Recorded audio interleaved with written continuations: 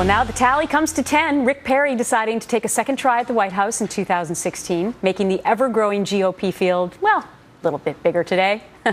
Here he is earlier today. America had won the war, but our president failed to secure the peace.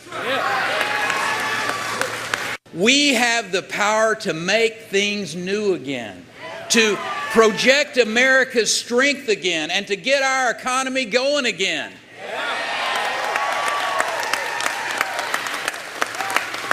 And that is exactly why today I am running for the presidency of the United States of America. Time to bring in our political panel. Deneen Borelli, Director of Outreach for FreedomWorks, Fox News contributor, and Bernard Whitman, former pollster for President Bill Clinton, CEO of Whitman Insight Strategies. All right, so Deneen, we're up to 10 now on the Republican side. It might double that much, right? Yeah, this field is more crowded than a Miss America contest. Funny you mentioned that. So many people out there. But listen, with Rick Perry, I think his best chance would have been in 2012 when he had the momentum behind him. And he was also considered a contender against against Mitt Romney, excuse me.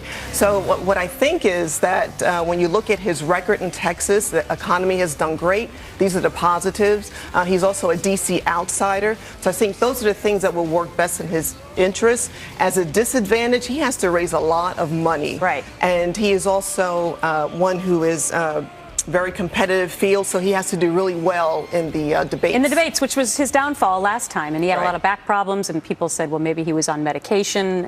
Bernard, what do you think? I think actually the good news for Rick Perry is at this point he won't even make the debates because you have to be in the top 10.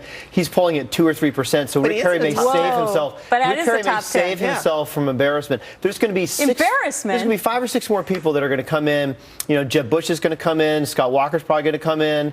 Chris Christie's probably going to come in, and Bobby Jindal is probably going to come in. So when you're polling 2-3%, you are probably not going to make it into the top 10. You're probably not even going to make it onto the stage in Cleveland. So good for Rick Perry. He won't have to shame himself. First of all, you never know. Politics is so fickle. You have no idea what's going to happen later on today or tomorrow.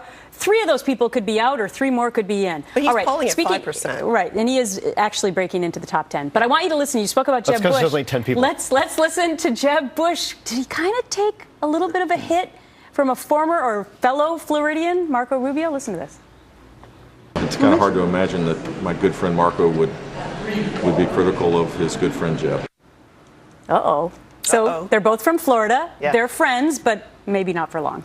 Well, Bush is trailing slightly behind Rubio, and he's taking this jab. Listen, Rubio could bring in the young voters. He could also bring in the Hispanic voters. So I think that's kind of why he's making those comments. But with Bush, you've got the name recognition. He has a ton of money behind him. But I think he's going to have a challenge with the conservative base when it comes to immigration and his views on Common Core. Bernard? Yeah, I think Marco Rubio has nowhere to go but down. I think his problem is that he's pressing you too are just early. Mr. Pessimism today. Well, not Mr. Optimistic. I'm for Hillary. So, I think Marco Rubio, not too many people know him. I think the more you get to know Marco Rubio, the less you like about him. Jeb Bush, though, has a huge amount of runway to make up. He was the presumed favorite. He now is trailing Hillary, at least in the nomination game. She's got 56%. Well, her numbers are going 10%. down, too. Yeah, her numbers have also been going down in trustworthiness, as you know as well, Bernard. Yeah. All right, Deneen and Bernard, thank you. Thank you.